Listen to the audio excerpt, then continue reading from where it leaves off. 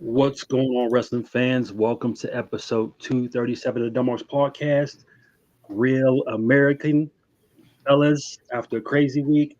We should have named it back. We should have named it Back to the Future or Back to the Past or No Electricity or whatever.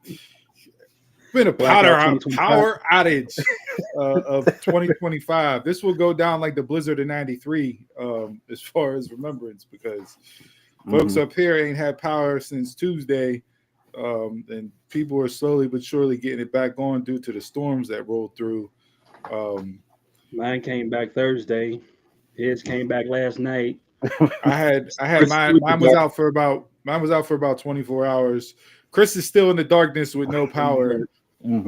So he will not be joining us today on the pod. In that regards, that's what happens whenever you babysit for your sister. She goes away on vacation, you get stuck in darkness. That's just how it works. You'll rethink that decision next time. Say no, not doing it. Put your dog in a kennel. I'm not doing it. It was like a 5-minute storm, and it just wreaked havoc. It was bro. quick. Like I barely, like literally, we had a little bit of rain, and there was some wind, but nothing like that was outside of the ordinary. Just rain. My stuff went out at like 5:15 on Tuesday, and it was almost 24 hours before we got our stuff back on. Obviously, it was bad. By the pictures, power companies sending people from various states to come in to help get power back on. Yeah, like it's insane. So thoughts and prayers to everybody still are. Hopefully you're making just due. There are some spaces available in different neighborhoods where people can go get some cold cut hoagies, some power stations to recharge stuff, etc. Check in on your neighbors, check in on your friends, your family, lend a hand when available. But yeah, it's weather's no joke, man. Come through. No. I was outside walking dogs, and I felt the drop, and I was like, okay, let's head on in. Went in, looked out the kitchen window. Trees were just like, I'm like, it blew windows out of skyscrapers. Like it was nuts. Like I was inside of a microburst. Like literally, I was out at a local brewery, and a microburst came through probably 6-7 years ago, and we were outside for it. The video's still on YouTube. You can look at it.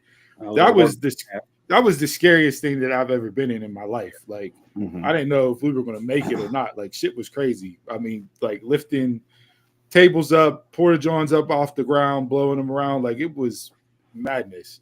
And that was, in and out real quick. Pause. But yeah, definitely. And what's made it worse is we've continued to have more storms and rain come through as the week has progressed. So it's not even like the areas that were hardest hit are still getting hit again with more rain and storms. So just thoughts and prayers to everybody out there this week here in the Berg and the surrounding 412 areas, because it's a gentle reminder, like, when Mother Nature wants to play, everybody's humbled because I don't know how y'all had to deal with how y'all went through it dealing with family, but here by myself, it was just a level of peace, and the dog was shook for like 3 days. They were scared to move, budge. It was just dead silence. Yeah, talk about recharged. Yeah. There was a lot of you definitely had time, to read some books, to contemplate, to think. Play some board games, folks. Yes, simpler that's times, what I did. man. That's what I did. I played board games with my parents. It brought family back into the house. That's it. People actually had conversations for 3 or 4 days in a row. It was amazing. Like you weren't just, kids upstairs, you downstairs sending texts saying dinner's ready. Like, nah, you actually had to converse and interact with each other. Send them back to olden times. Yeah, but it's like the 80s and 90s all over again. Yeah, but like on day 3, man, I was just like, you know what, I need to break loose, and I went to the movies on Thursday to go see Thunderbolts. Wasn't planning to see it, I just had to get out the house because it was too hot because there was no AC. So boredom and being hot, I just went to the movies. Like, forget it, I don't care. Thunderbolt, thumbs up, thumbs down. Everybody says thumbs up. I'm more of like the in between because everything was a damn joke. Like, come on, man, we got to get serious to a point. We'll have to touch on it in a future episode or something. Mm-hmm.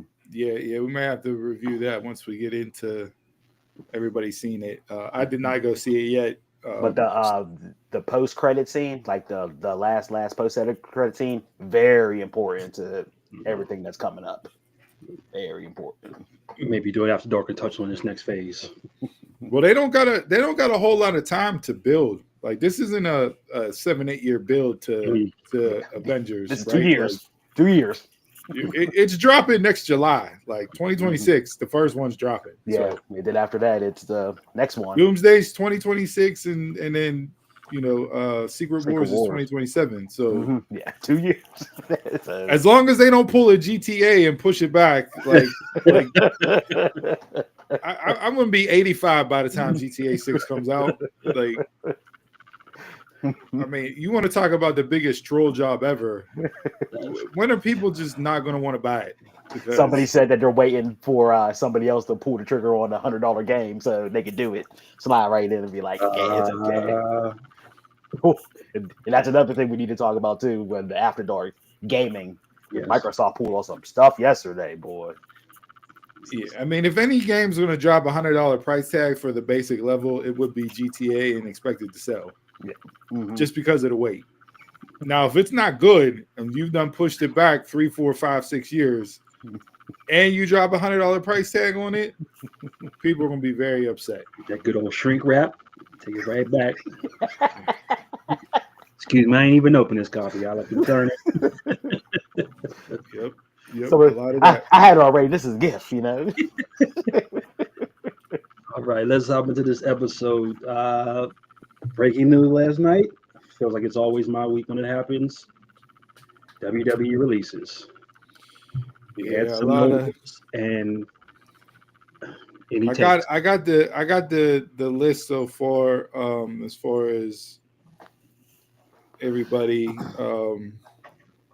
I believe there was one other person today that came out, but we had Caden Carter, Katana Chance, Dakota Kai, Shayna Baszler, Braun Strowman, Cora Jade, Eddie Thorpe, Gigi Dolan, Shakira Jackson, Riley Osborne, Olive Gallus, Coffee, Joe and Mark, Wolfgang, Ora Mensa, Javier Bernal.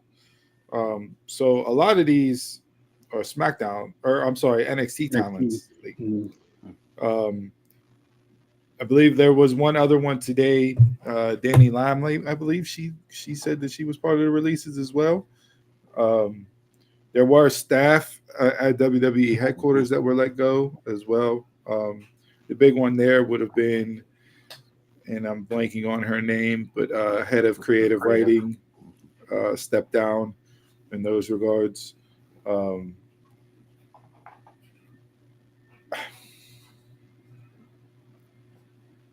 I get,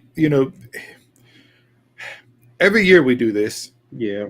Every year around post WrestleMania at some point, there's releases, and every year it's the same thing. How could you?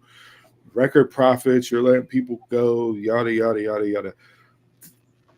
WWE is not a mom and pop shop brand corporation anymore. Exactly. The family aspect of the business is gone. They are a legitimate company that's part of a larger corporation. So cuts are going to happen all the time, regardless of profits. You're going to get cuts. It's just corporate America. It is what it is. Does it suck? Absolutely. Given everything going on in the world right now, uncertainty, recession coming, nobody wants to lose their job. But yeah, we should not be surprised at this, and you should not be blaming WWE. They're no different than any other company. So if you're outraged at WWE, be outraged at UPS that let go of 100,000 people, or where's the outcry for any other corporation that does this on a regular basis. It's business as usual. Yeah. So the outrage needs to stop in that regards because it's not nothing different. Yeah.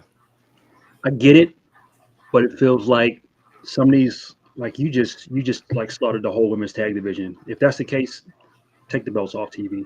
Well, they're already off TV. Get rid of the belts. I mean, you can make the argument there hasn't been a women's tag team division since Bayley and Sasha lost the belts. True. Very true.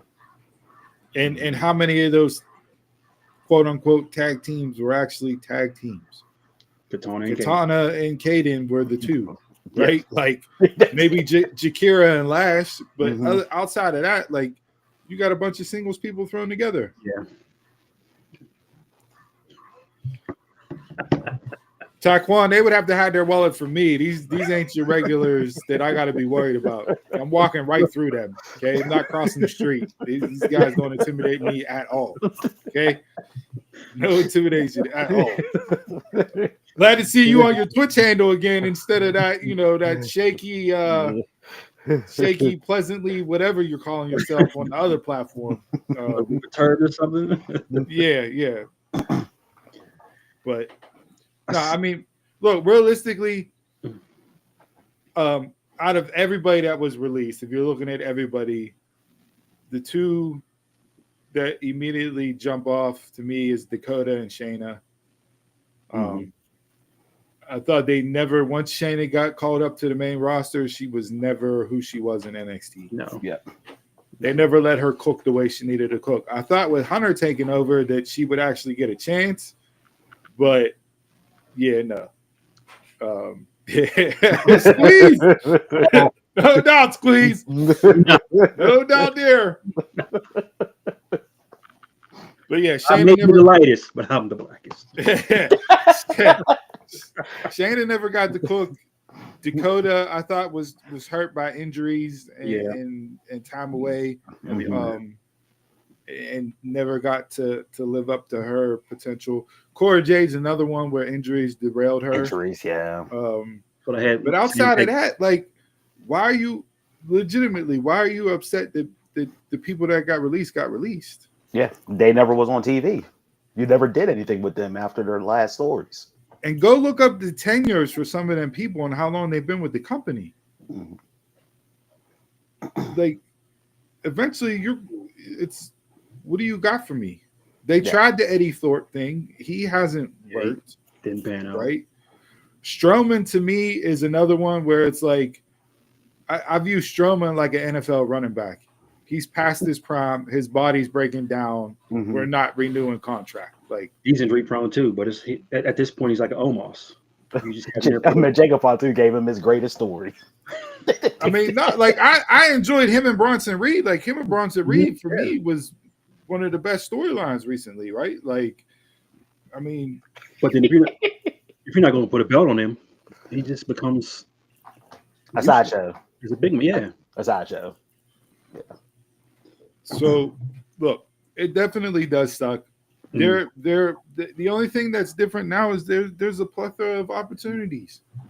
I just wish they had like you have this working partnership with TNA. Do an exchange. Look, TNA will be selective. I think they should bring in some people, right? Mm-hmm. But when you're doing, when you're acquiring AAA and you have this, LFG and this WWE ID and everything else, those are talents that you're betting on, right? You're betting on future stars, which you're not paying a whole lot of money, if any, right? Because we don't know what the ID deals are. They're probably more like NIL deals where you're getting a specific amount, but you're not receiving a huge paycheck week in and week out. So, yeah, for those people that have been stuck there and haven't really hit, you're going to get shown the door at some point. And what is it? LFG is wrapping up, and you already seen 3 people already not debuted, but shown on NXT. Yeah, no, absolutely, Squeeze. It's not going to change who's It's not going to change the product. It's not going to change who was watching. Mhm. You know, I hate jumping on 24 hours after releases talking about where should they go, where should they sign, this, that, and the other. Like, They're like, let them breathe. yeah, man. Like, it sucks. This thing happens. Anybody that has lost their job, myself, due to cuts, myself, it sucks. It hurts. It hurts for a while. You gotta, you know, be on it. I'm glad some people were tweeting stuff out last night and having certain energies that they should. This is a lot of time for everybody to bet on yourselves. And never say never in pro wrestling. We've seen how many people get released, go out, tear up the indies, tear up other promotions, come back and have really long tenured established careers. A la Drew McIntyre, a la Cody Rhodes. Mm-hmm. Just to name two. Naomi left, came back, right? Like, it. Sometimes, you know, I've been reading a lot lately, not just because the power's been out, but wanting to change up some personal habits. So I've been reading a lot lately, and one of the key takeaways from several of the books that I've been reading is you got to be comfortable being uncomfortable. There's nothing like uncomfortable. There's no feeling like being uncomfortable than losing your job and not knowing where your next paycheck's going to be. That's whenever you do your best work. Well, you're just comfortable 24/7. You get lax. You fall into the habits. You stop striving for things. You take certain things for granted that you didn't initially have, or that you have, and now it's just you think it's always going to be there. So continuously putting yourself in uncomfortable situations is going to allow you to grow. And there's nothing more uncomfortable than losing your job and having to go out there and bet on yourself. We've seen how many people do it and be successful. Matt Cardona is a prime example. The Bollywood Boys were tweeting out, hey, we've been released 4 years ago and we've continued to make a living off wrestling. And we haven't signed with any promotion. So get out there, grind, do your thing. You raise your star power, you will be back. They've shown that time and time again. Mm-hmm. But let's stop with the WWE's the big bad corporation, because every corporation across the world does this. You just released somebody from not released somebody, but you said you're not renewing his contract from AEW. Yeah, NJ Udoka was his contract was up, not re-signed. Listen, he never got used. He was on ROH sparingly, if that. I mean, he came in with a lot of promise from MLW. He was with WWE way back when in NXT and didn't really pan out there. So, like, but he tweeted out, hey, I got the message loud and clear. It's time to shake and move. I'm not a bench type player.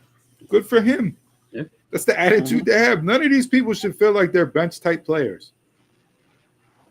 You should all feel like you deserve to be in the starting lineup. So go out there and prove that you deserve to be in the starting lineup. Show your worth. When you show your worth, people will recognize it through actions and you will get a landing spot somewhere.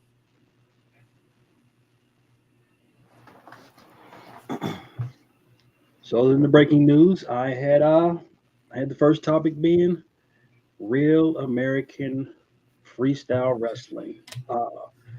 So I follow Hogan. I've been following him for years. I just don't have the time to just delete the man off my thing. So in Geriatric Faction at 6:30 in the morning, my man drops a promo. I'm like, I'm at work. Ain't nobody supposed to be on. Drops his first promo. You know who I am, but you don't know why I'm here. With him and Bischoff. Got the beard black again, Hollywood, everything. And then he drops another one and announces Izzy who is it? Izzy Martinez. Martinez is the third guy. I mean, we were talking about who's the third guy. You dropped the third guy, and it was a dud. Quando. Then to announce you're opening your starting promotion for Real American Freestyle Wrestling. So it's a professional freestyle wrestling league. To me, this is the XFL of wrestling. Even though it's real wrestling. Yeah. But it's the XFL because real wrestling has never been a professional sport in the United States. Once your amateur career was over, if you didn't make the Olympics, that was it. You either joined pro wrestling or you went back and you coached amateur wrestling, whether it's freestyle, Greco-Roman, etc. Does this give another opportunity for people to get jobs? Yes. I do like that aspect of it. Is there pockets within the country that absolutely love amateur wrestling and sell it out on a regular basis? Yes. Can it be grown to be presented on a national scale? I feel like that's where the XFL vibes come in. Nobody is going to want to buy this because you're not seeing. I agree with you. And then how long you have Hogan and Bischoff in charge? How long before it turns into? I don't want to say the blood sport type thing, but say Wardlow and Hager's cage match. How long until it turns into that? You know, like the scripted NXT Underground. I mean, like I don't know if never back down the movie. You don't know if they're going to go the scripted route, right, with the matches, or it's going to be legitimate freestyle wrestling matches and scored like you would see in high school and college, but add in the entertainment aspects to the promos, to the card builds, to the all that aspect. Like, look, there was an event last night that DAZN was putting on for boxing that I have no idea was out there, and it was in the middle of Times Square, which you would think we're running a boxing event in the middle of Times Square, like that sort of vibe, given everything that New York is to professional boxing, that would have some buzz around it and everything else. I knew nothing about it. I only found out because I was watching McAfee's show yesterday, and him and Booker T were hosts for the kickoff of this event. So it's the only reason why I knew it was on. And it was a star-studded card from a boxing perspective. But boxing is so far out of the nuance of sports because they don't know how to promote themselves that nobody knew this event was going on. I don't follow boxing, so I had no idea. No idea. So they just had a ring set out in Times Square. they had a ring and stanchions built and everything else like in the middle of Times Square. Wow. So like that's a cool vibe to go to, like, you know what I mean? But I didn't know it was going on. Like, so like, how do you promote this league? How do you explain it? How do you get people to buy in and get interested that have never watched actual freestyle wrestling before? Because don't get me wrong, you go to Iowa, you go to Penn State, you go to Nebraska, Big Ten country, you go to some of these Big Ten schools in the Midwest and all that, or the NCAA finals with collegiate freestyle wrestling, they're selling out arenas, like consistently. Yeah. It's a huge deal. But does that translate over? Not mainstream now. How do you start it? I'm interested in the fact to see from a business standpoint how they get this up and running and what they do for it. Because if you're just adding in Hogan out there on a microphone all the time to promote this, my man's not Dana White. He's not, check it out. He's on the Joe Hendry press run right now. Every time I turn on the new feed, he's in some interview, some conference. Now, if you bring in like he got some red flags on him too. If you bring in like a Daniel Cormier, a Kurt Angle,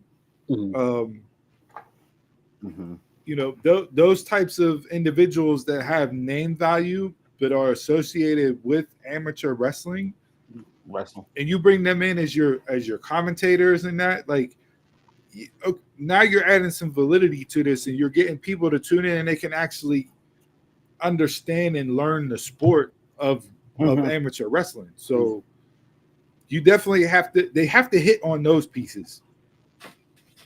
Yeah. And then once people start to get informed, you never know, it could turn into something. But if you just run it out there like Vince did with the original XFL or the relaunch of the XFL or the UFL or the USA NFL or whatever ID NFL, whatever other professional football organization that's been out there, no, they got a mirror off of what Arena Football League was back in the 90s when that was popular and they had deals on ESPN and everything else. Like you gotta go that route.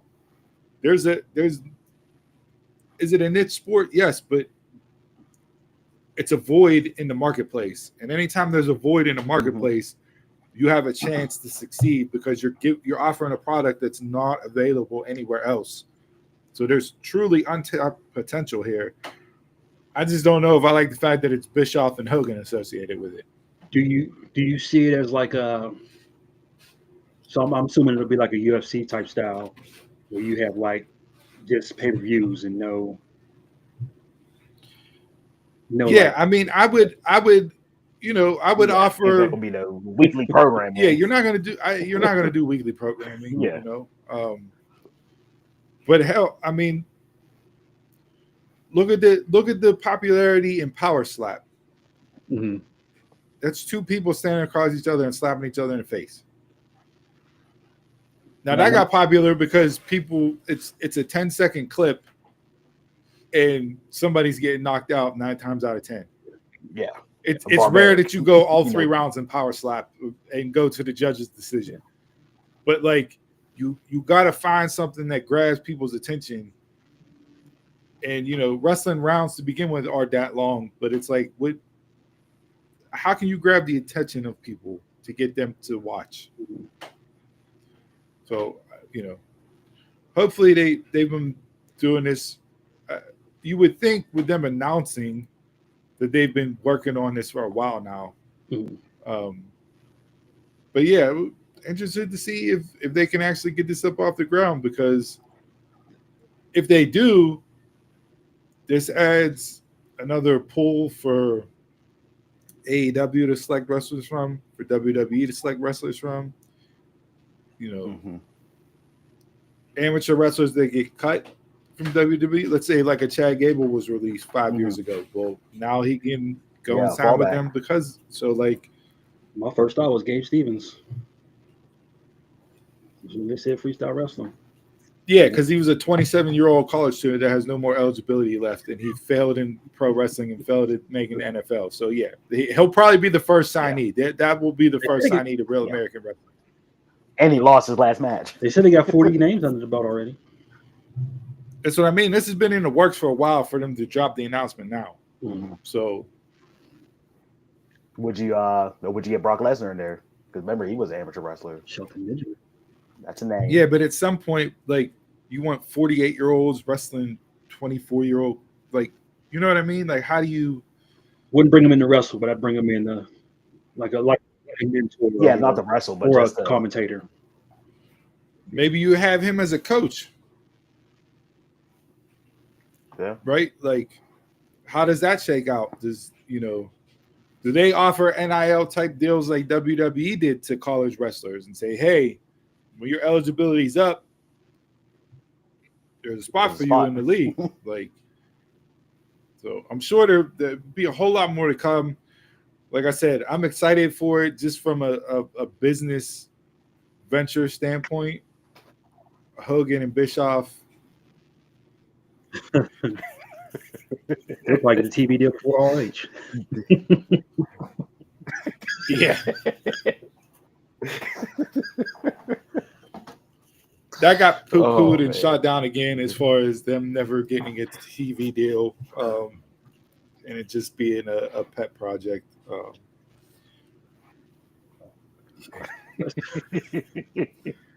Let's hop over to these Mount Rushmores and wishes of the week. He probably would want to log it up. Well, yeah. And I wouldn't say no. That's an attraction. Yeah, this may be the worst. This may be the most egregious thing of the like Hogan going on national TV with the Hollywood beard. Oh, Hollywood. Bro, you're 70 years old, man.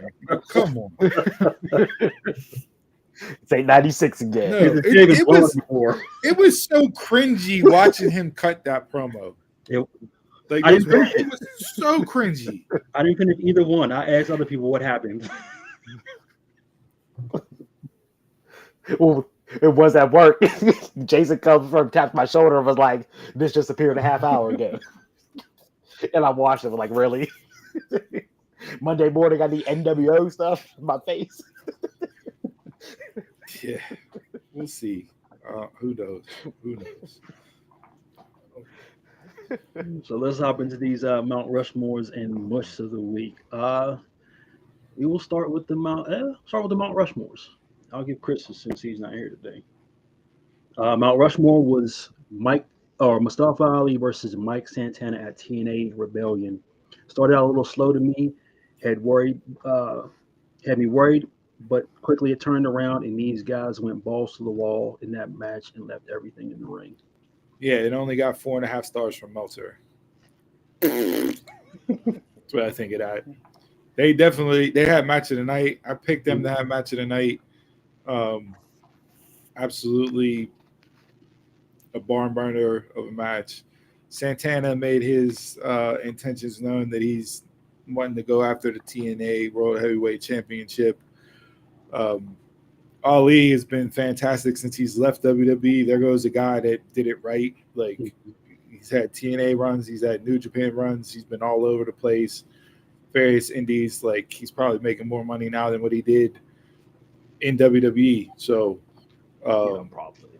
yeah, but those two absolutely, for me, stole the show on Rebellion on Saturday night, last Saturday.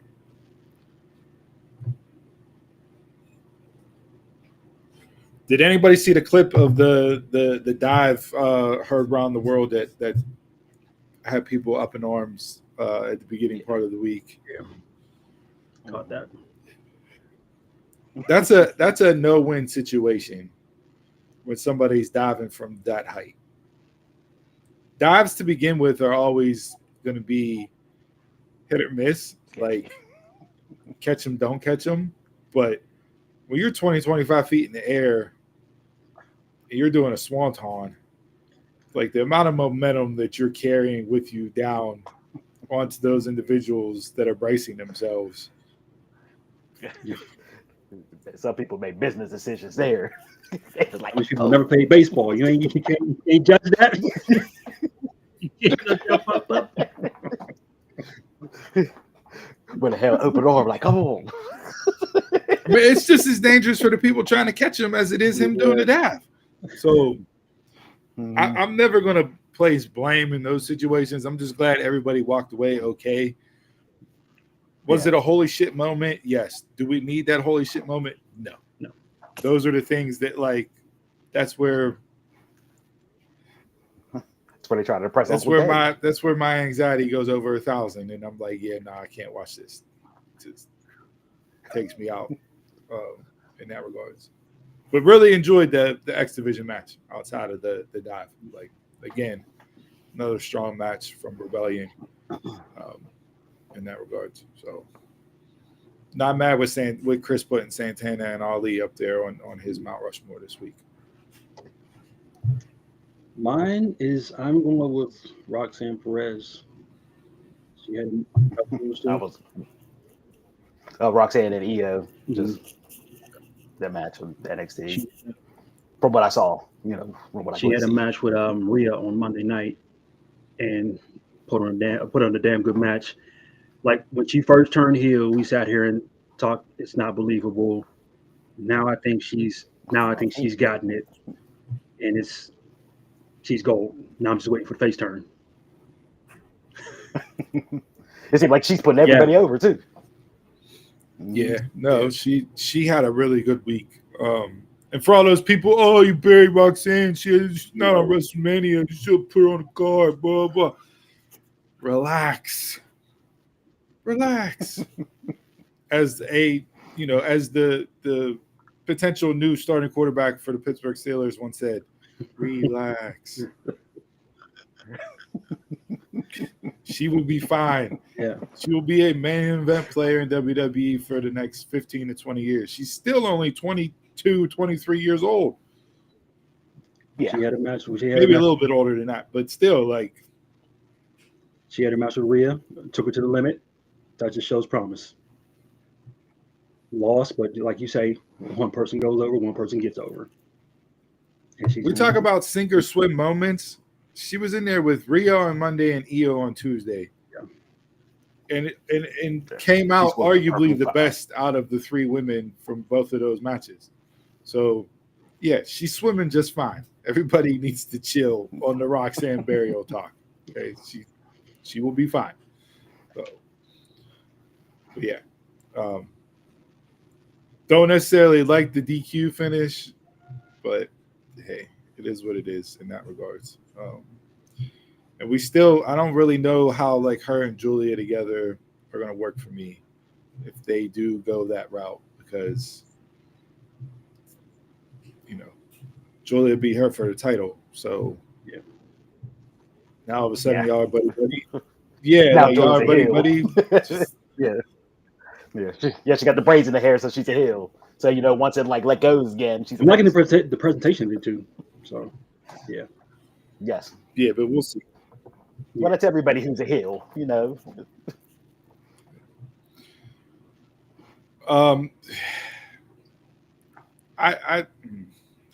don't know, man. Chris, I don't want to go with Ali and Santana because Chris already stole my thunder on that regards. I felt like there was a lot more mushes this week than there were hits in Mount Rushmore.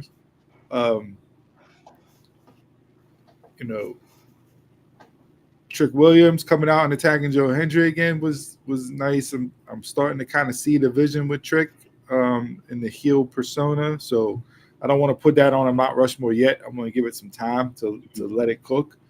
So we talked about him the last couple of weeks and character development, where does he go, etc.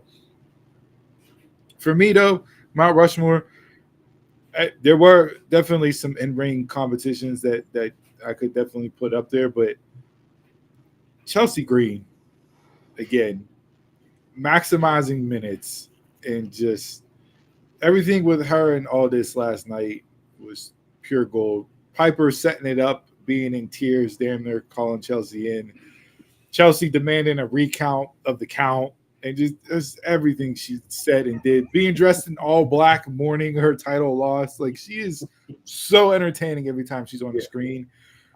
It was between her and Harley Cameron. And Harley Cameron cut a promo for her Collision match tonight against Megan Bayne.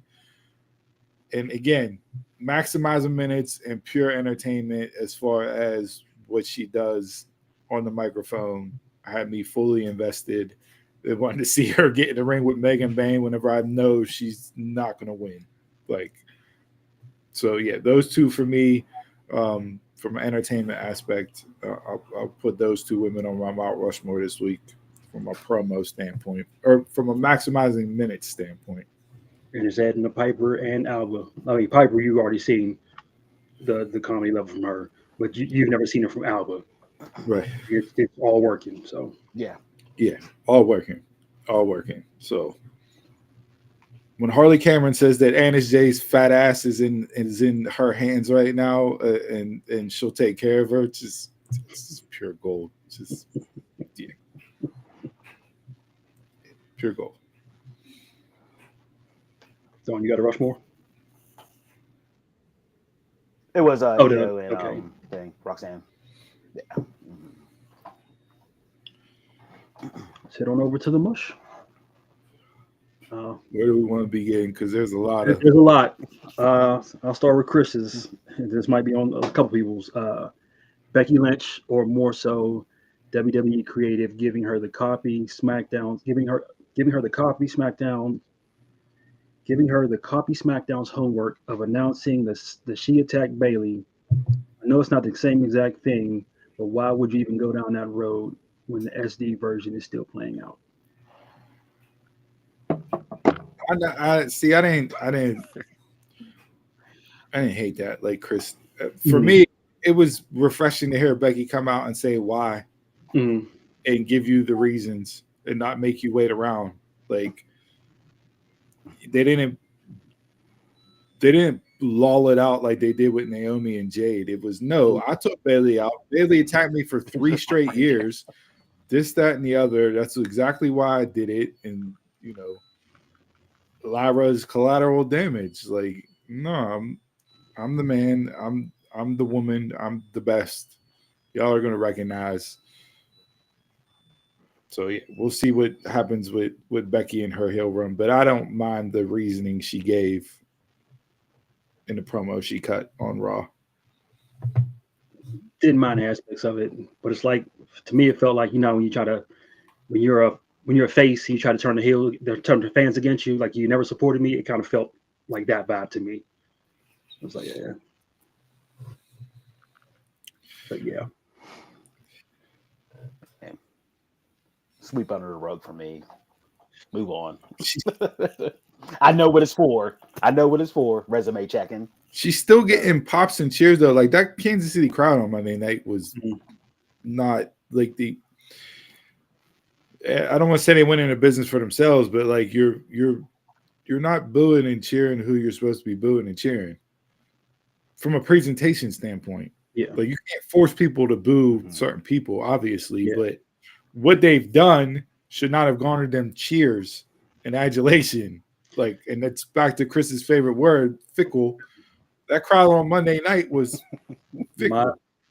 My title was almost one more time because the like you're hitting people with finishers, you're hitting the faces with finishers, and you're getting one more time chance. Nothing should have been cheered from what Seth Heyman and Braun Breaker did on Monday night. No. And Sami Zayn was until I saw Chelsea Green and Harley Cameron last night, just from pure entertainment standpoint.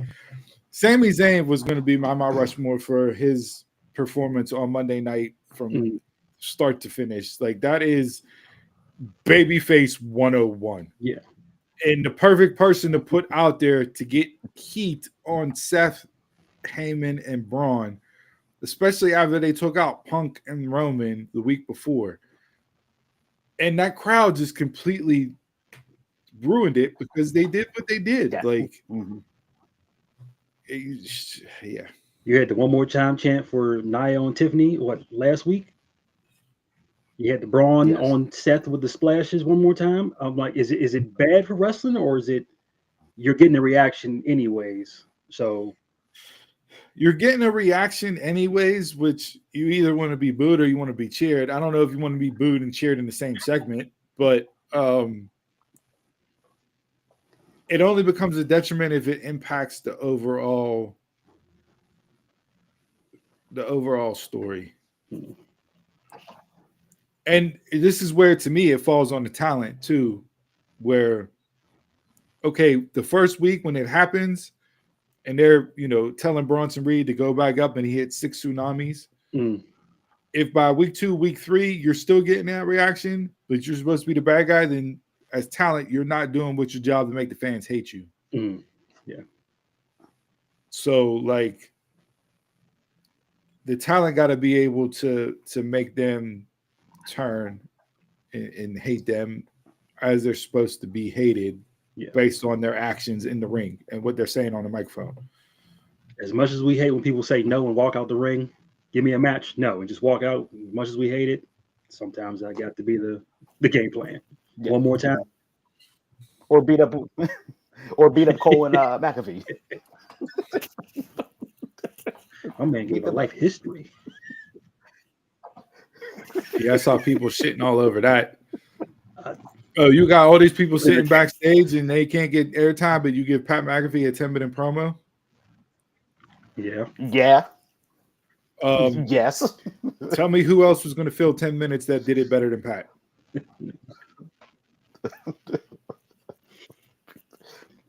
Yes. Who else are you going to put out there?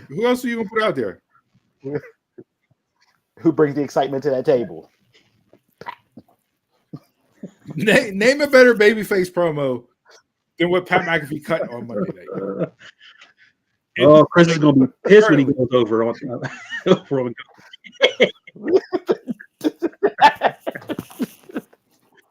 Like you want to hear a good breakdown of that promo and that segment by Pat? Go back and listen to what Tommy Dreamer said on the Raw recap for Busted Open.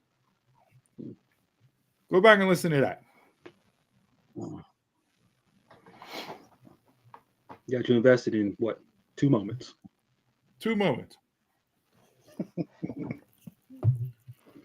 Getting choked out. He did 3 things. 3 things. He stuck up for his friend who was getting bullied. Mm-hmm. He got choked out. So he gained admiration for sticking up for your friend. He gained sympathy for getting choked out. And then he cut a promo for standing up to the bully. It's literally babyface 101. Like that is the most basic form of a wrestling babyface. That's your new Cody Rhodes. Finish the story. Pat go finish the story. Yep. Like if you're shitting on that just because it's Pat, then you're just shitting on Pat. Yeah. Now, do we absolutely need Pat versus Gunther? No. Am I worried that this may lead, and this is me jumping way out there on the conclusions, Matt, and just thinking completely out of left field, and the only tie into this is professional football angle and aspect. Does this lead to a Gunther Goldberg retirement match? That's what one guy at work was saying. Mush. Goldberg gonna jump. He said Goldberg gonna jump out the stairs and say Pat. Now, if they do that, then I'm gonna mush.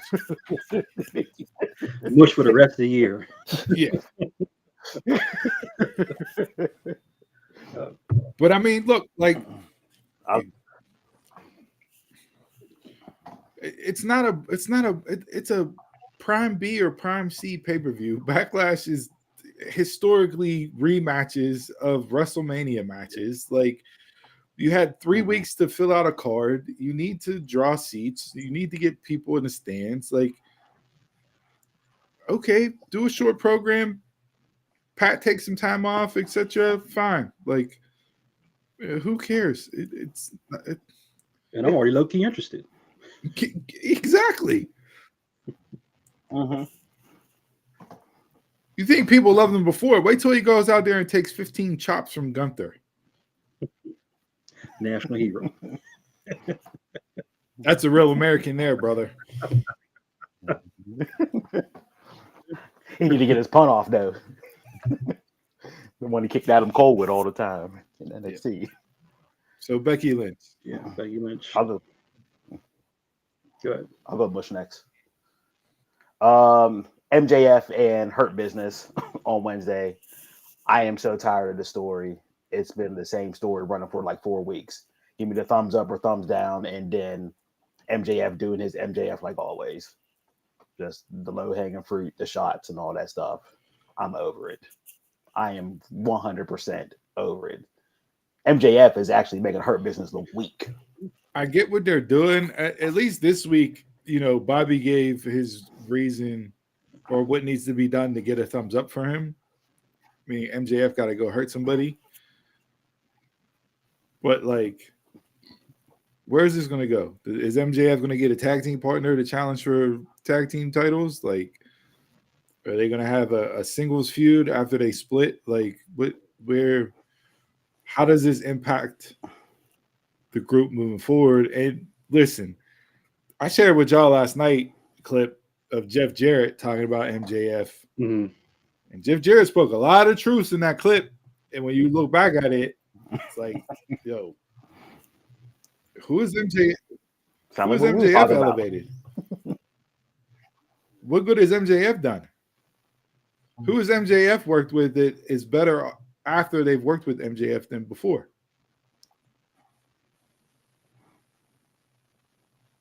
And I can't really name anybody.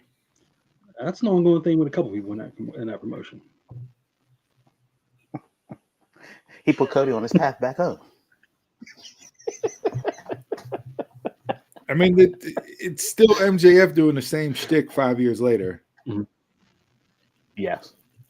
So I was hoping this was going to change and lead to something somewhere. Maybe, you know,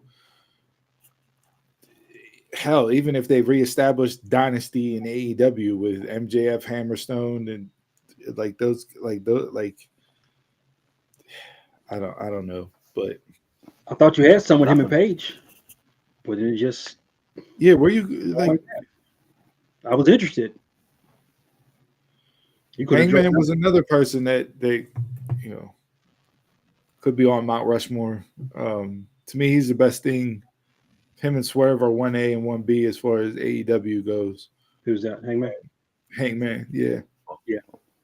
Hangman, yeah. Swerve on men's side. You know. Yes. Did I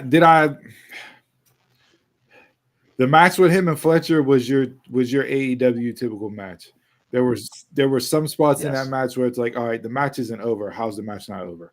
Mm-hmm. You do a tombstone pile driver off the barricade and yet you still go out there and continue to wrestle. How? Explain that to me. That don't make sense. Like, but Hangman is definitely one of top 2 or 3 people that I'm most interested in seeing on my screen on a regular basis in AEW. Yes, and has been throughout the existence of the company through several character changes. Yes.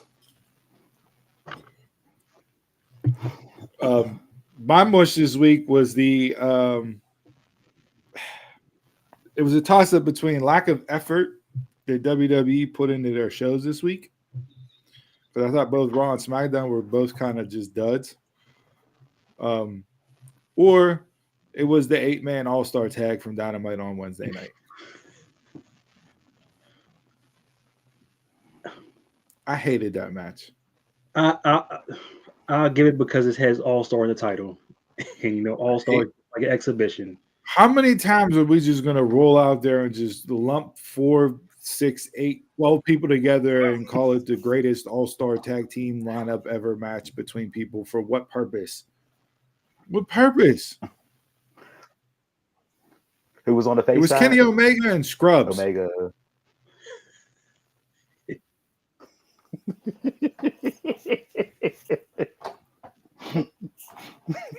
And I hate calling Mark Briscoe a scrub. That's the only other person. Oh, that was right. He took the pin, like always. It was the elite. Yeah, Karate Kid. There he is, Bailey. Mm-hmm. But what's the purpose? Once it got into the comedic element, I just switched my mode into watching it. Like you're hitting like multiple karate cane kicks. Everybody missing the elbow drop spot for me just completely was like, all right. The bald spots. It's like that's why I'm not taking this serious. I'm gonna watch for entertainment purposes. Like the switching of the arm to Ricochet and Nick Jackson banging his arm and then filling his head and realizing it's Ricochet. Like that spot's been done in wrestling for as old as time. Like I don't mind that spot. Like I get that, but like when you add it all up into that type of match and it was damn near 30 minutes long on TV. Why? All for nothing. And the biggest grievance and gripe that I have about it is you had Omega and Okada face off and touch each other in this match. They've been kept completely separate of each other in AEW. And obviously Kenny was out due to his injury, right? But like the first time they lay hands on each other is in an all-star 8-man tag match. Really? And then that's supposed to be arguably your biggest main event of All In is going to be Omega and Okada. Yes. But you had they didn't even touch in the beginning, but they never them standing across from each other, throwing forearms and going at it, like and built up back to like what you expected Kenny and Okada to be. So, but like I just don't feel that. Like, why do you need to have that? What purpose does it serve? Yeah, giving it away for free. Oh, yeah, I just like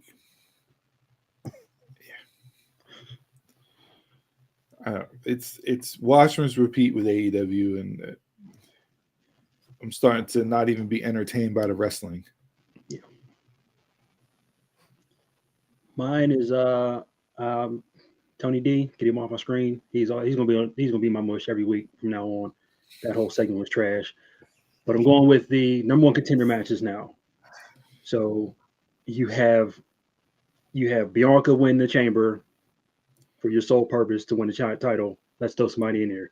You have Drew McIntyre win the number one contenders match, only be thrown to a fatal four-way for Jacob Atu's belt, the U.S. belt. What are we doing? If you didn't want them to, you don't want Drew McIntyre eating the pin, don't book the match. And then not only that, but then you fall back and both WWE and AEW are doing the eliminator matches for championship chances and lose. Like, they're both. I mean, they both did it this week. Tony Storm and that it was an eliminator match. She's had 2 eliminator matches in back-to-back weeks, and then WWE did it last night on SmackDown.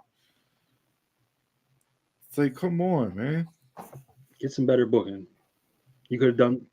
You shouldn't have never even had the match then. You could have ran him and LA Knight back at Battleground or Backlash. Yeah. I don't get what they're doing. Yeah, I don't understand the eliminator style matches. That whole US title, like that whole is a mess. Business aspect last night was just a letdown. Like, let's take out Braun and insert Drew McIntyre. Priest and LA Knight arguing just because, like, yeah, I don't Priest know, with his Mortal Kombat outfit on, man. I don't know. Gear. I don't know if it was the firings that I came in with a sour mood, but to start the show, that was just terrible altogether. So I went in with a bad mood. So that's just made it even worse. Get this off my screen. SmackDown was not good last night. Not at all. Other than, like you said, Chelsea, and then the main event. And I fell asleep on the main event. I didn't even get to see the tag match between the women. So it was bad because I fell asleep. I mean, even like Orton's promo, like, was it a good promo? Yeah, but like, it was lengthy.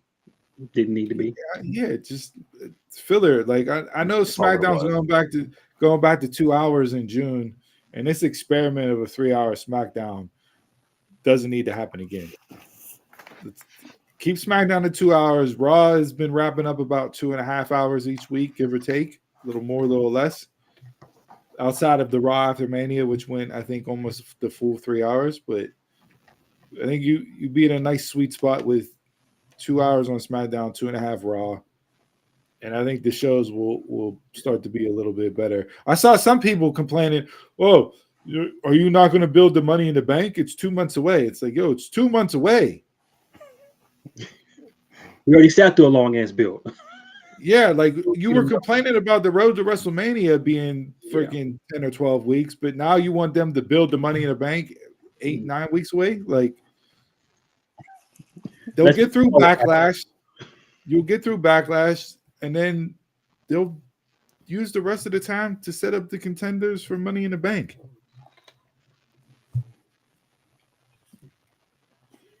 Liv's going away, so we don't have to worry about women's tag team titles. She's going to film a movie. And you got B-Fab and Me Chin calling their shot.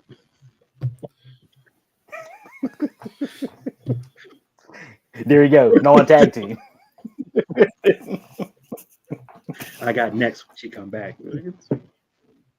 Yeah, I mean, Money in the Bank. I don't know if you're going to get Money in the Bank or SummerSlam, but Roman's supposedly off TV till June. So you'll have Roman and Punk tag team up against Seth and Braun. So that'll be a match either at Money in the Bank or SummerSlam. I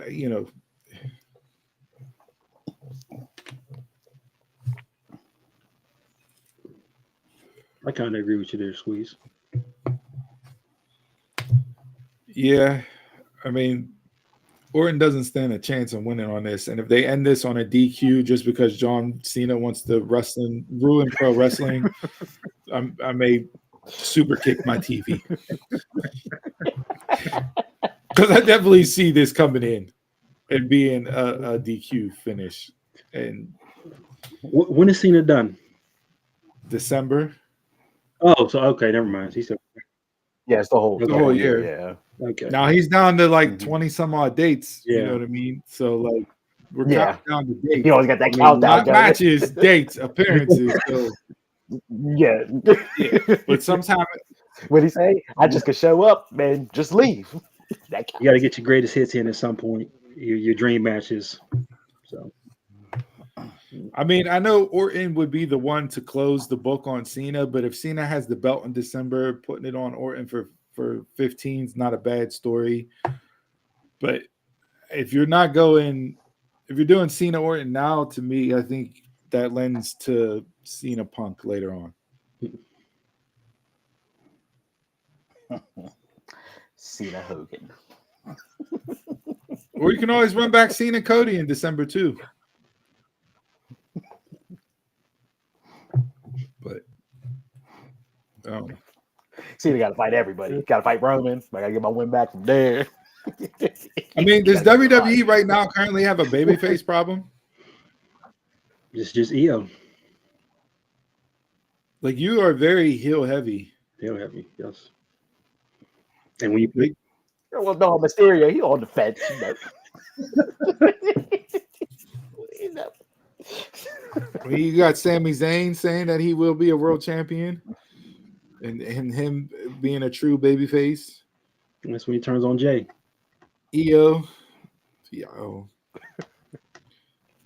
just got EO and Jay. Tiffany's ain't no baby face. She's getting cheered like a babyface, so.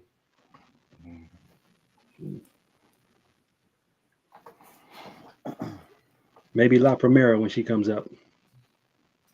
I don't think you can ever turn her heel.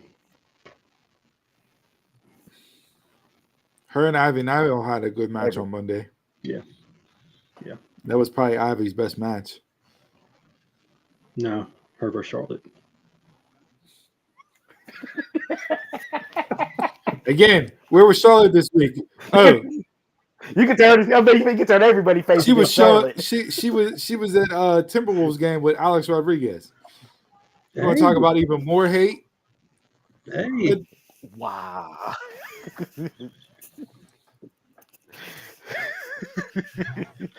is that the one that sends out the care packages? Hey. Come on, Avron. Yeah, Mark, that's kind of best of both worlds in that aspect. Yeah. Coffee and cream. Just name the team.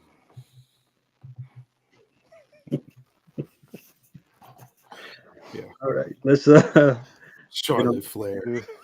Yeah. Had to get her in, huh?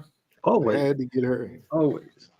Let's head on to our game of the week. So earlier this week, Daniel Bryan talked about starting a promotion and who's his 4 people we picked.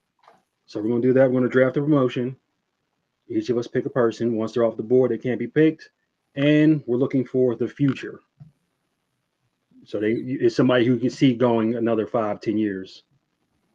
So I don't want to see, Kenny Omega as your main guy.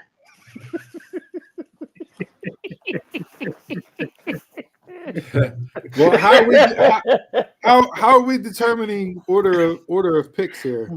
I'll go last. We'll start from Dawn to me, then go back across the screen. All right, we're doing snake draft, right? Snake Just draft. like fantasy football, you get pick 3 and pick 1 of the second round. Say what? Snake draft. Yeah. Snake Yeah. draft. All right.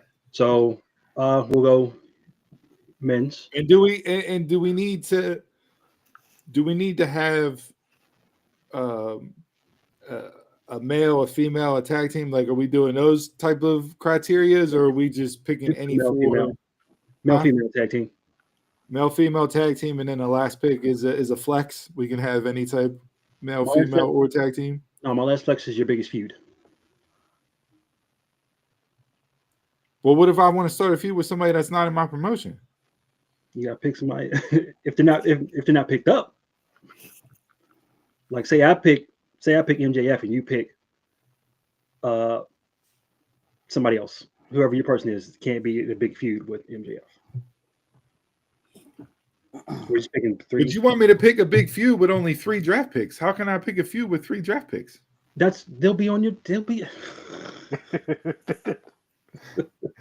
So we're just picking.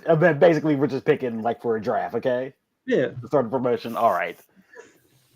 Men's, women's tag, and what your biggest feud would be of one of the 3 people you picked. Okay. All right. So that's on the man got to fight a woman in a big feud. Yeah, like what do we do? Or I got a mixed tag feud. I got a man and a woman against my tag team. Like what are we doing? If they're not picked up, if it's not one of our 3 people, you can pick them a feud with anybody. Whoever. Okay. Gotcha. The spectrum's wide. Gotcha. Okay.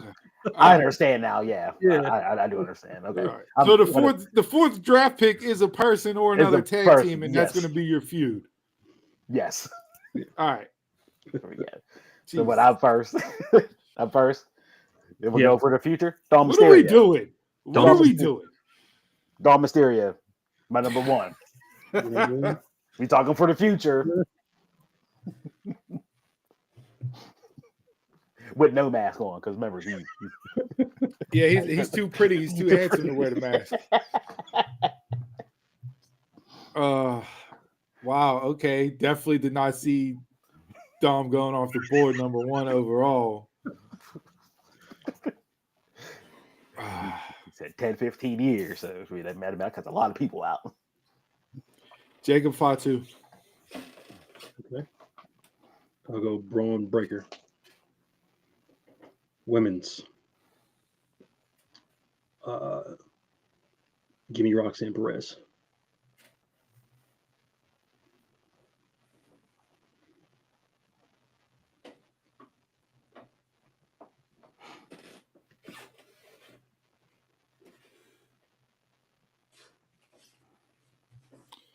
Mercedes. Julia. Steve, you can go first with the tag. Oh, now we're switching up the snake draft order. No, let's pick first. Let's pick first this one. You, Donald, me. Future tag team. Normally, this would be FTR spot for me, but they only have a couple years left.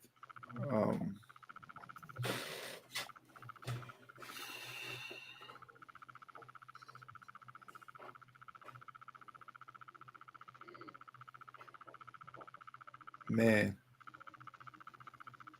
this is an indication of where tag team wrestling is right now in 2025, that it's taken me this long to come up with a tag team.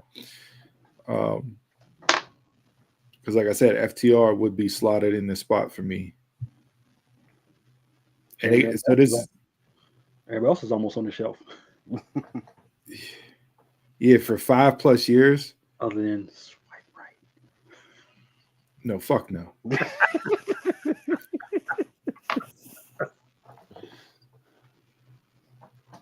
I'll go Street Profits. Don't. Yes, boys. All right, then I'll go Fraxium. Biggest feud, Dawn. Pick many people and pick their biggest feud. Megan Bain with Julia. Would you? Damn. I'd want to see that. Hangman. Jacob Fatu and Hangman. Give me Braun Breaker and Takeshita. Ooh. Some solid ass feuds. I never thought of Breaker and Takeshita. Man. Now I'm thinking promotion wise, but how the fuck did Swerve get left off out of this draft? True.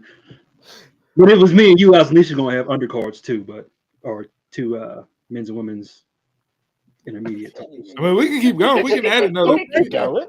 We can add no. So look. So Donald got his women's feud set. Yep. I got my men. So I need to do my women's. Okay. You need to do your women's, and then we all need a tag team feud. I need a tag in the men. Yeah. So for women, I got Mercedes and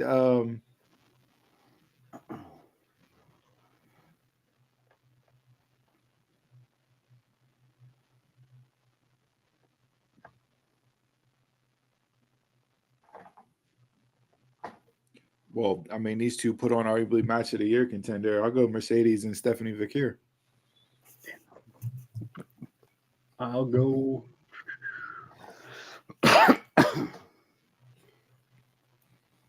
Roxanne and Io.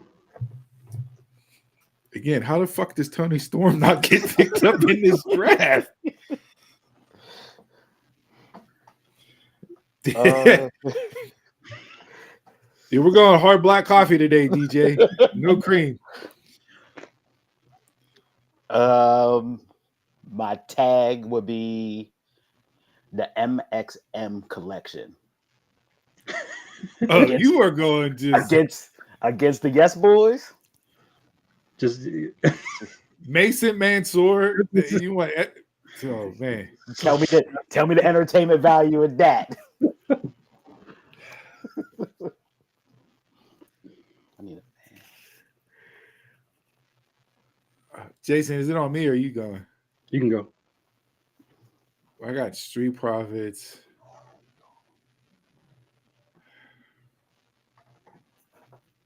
Damn, I want to slot FTR in there again. Huge FTR mark if you haven't heard. We're drafting our promotions, DJ. Like Daniel Bryan put out the 4 people he'll want to start a company with. We did our promotion where we drafted man, woman tag team, and then set up a feud with each of those first 3 draft picks based off of those choices. So I got Jacob 5'2" and Hangman as my men's. I got Mercedes and Stephanie Vakir as my women. I'm on my tag team right now with Street Profits being my tag team that I drafted. And this is for future. So they got to be in the business for, the next 5-10 years. Tag team outside of Street Profits.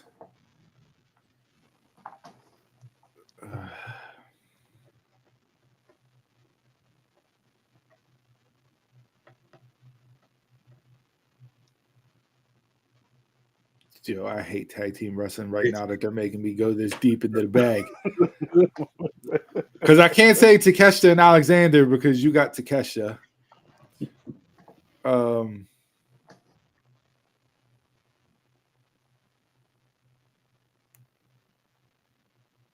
God damn. This is sad. Young Bucks aren't going to be around for years. Usos aren't together. New Day's out of the equation based on age.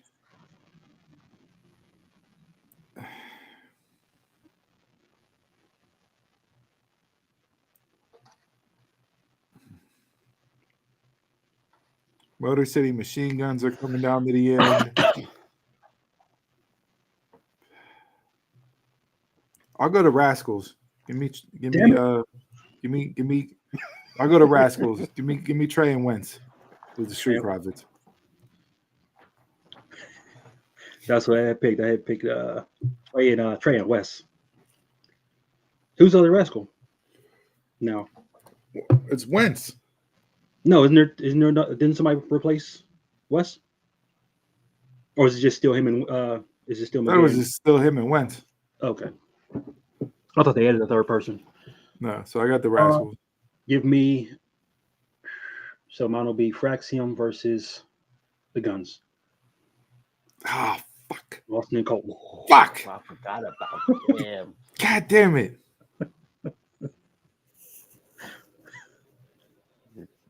I forgot about the Guns. Can we trade? I want to trade. I want to trade the Rascals for the Guns. And cash considerations later. Wavy said Oba and MJF, Soul Ruka, Zoe Stark, Fraxium, and Lucha Bros. Lucha Bros aren't a tag team yet, but technically we will let that slide because they're going to be paired up. So what? I got to pick a guy. Yeah, you need a guy for your guys' feud. Jay, are we doing a trade or no? No.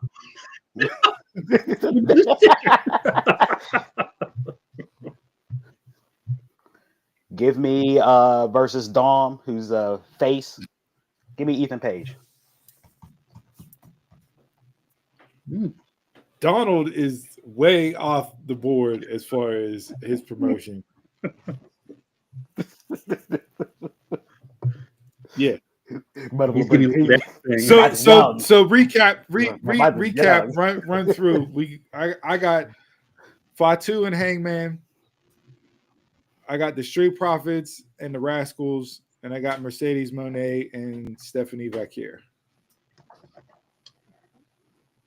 I have Braun Breaker and Takeshita.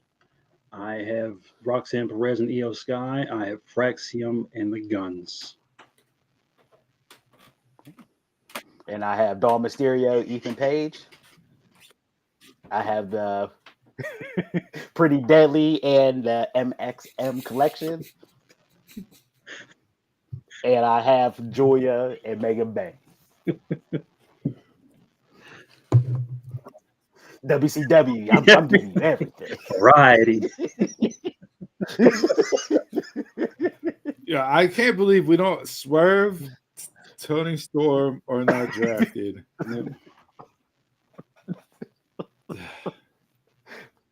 You guys look at 5 to 10. No Rhea, no Bianca, no Jordan Grace, no. Yeah. I was going to go Jordan. But with Vaquer still on the board and given what her and Mercedes already did. Yeah. We, out of all three of these promotions that we drafted, you make the argument our women's is the strongest. Yeah. Strongest. Just like in real life. You just like divisions. The women steal the show. Although I got a great heel face men's match with Hangman and Fatu. That is good. I wouldn't know who to make heel or face on mine. They just playing the fence. Two tweeners. Fight forever. That's all you'll hear. Yeah, two tweeners. All right, that was our game for this week. Anybody have any quick hitters before we close up the show? Yeah, let me run through the list here because I did save off some stuff in that regard. So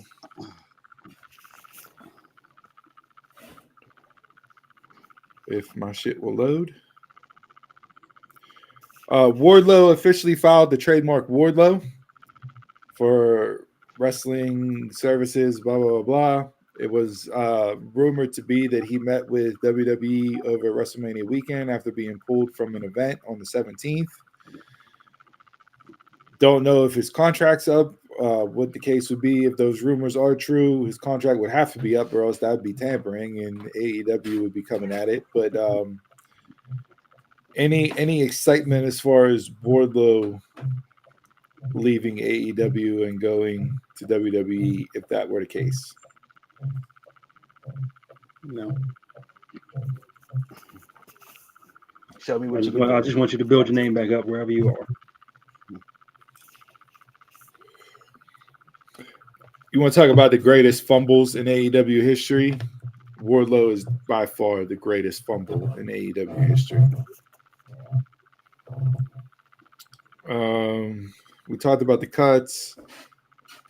Alicia Fox now going as Victoria Crawford will challenge Masha Slamovich for the TNA Knockouts World Title at Under Siege.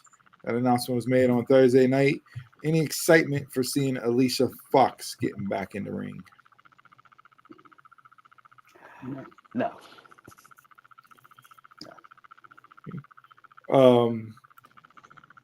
Maple Leaf Pro made an announcement.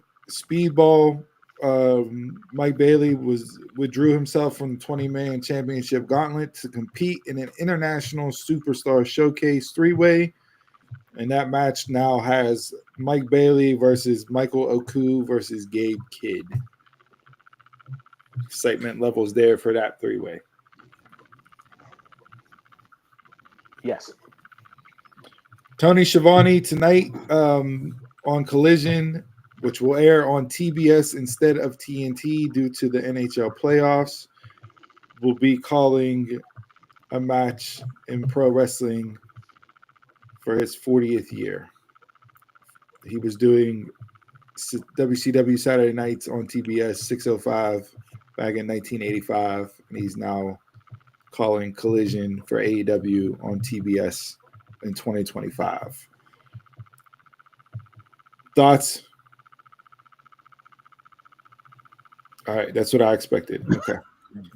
Yeah. Want them hanging another banner they made themselves? TNA officials informed the locker room that going forth, excessive blood and blading will not be permissible by the promotion. Does that give you pause for the cause as far as them getting a TV deal? Or are they just trying to clean up some of that because they're partnered with WWE?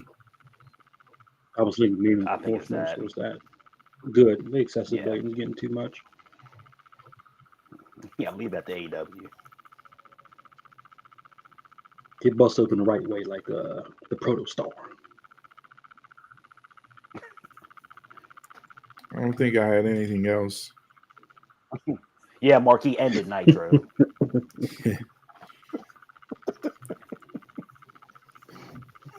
Let me just double check real quick if there was anything else from the week.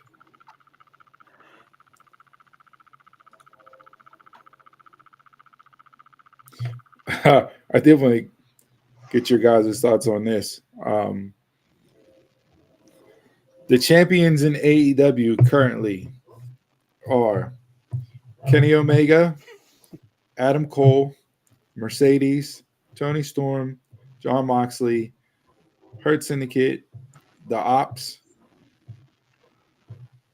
and Okada. For a grand total age of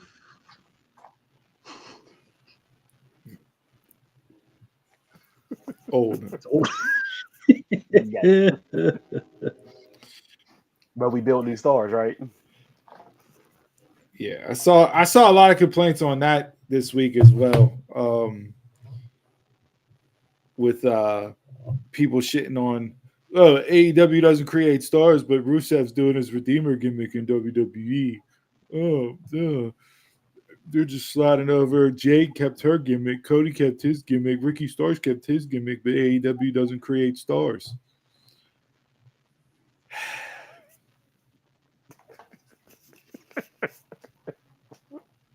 What are we doing? What are we doing?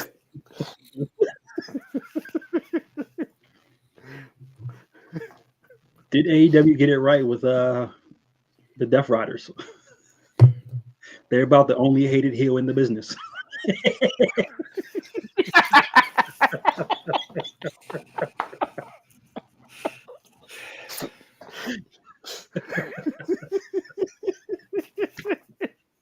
They might be the biggest heel of them all. In the whole business, all promotions. And what's sad is Jon Moxley is going to beat Samoa Joe. Oh, Yeah, that's not changing no time soon.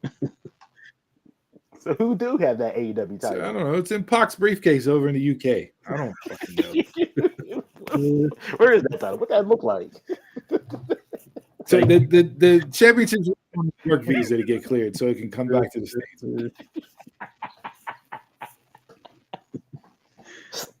Thank you for tuning in this week's edition of Dumb Marks Podcast. Follow us on all social media platforms at Dumb Marks Pod. Head on over to Pro Wrestling Tees and buy some merch. Give us a live shout. We'll give you a live shout out on air.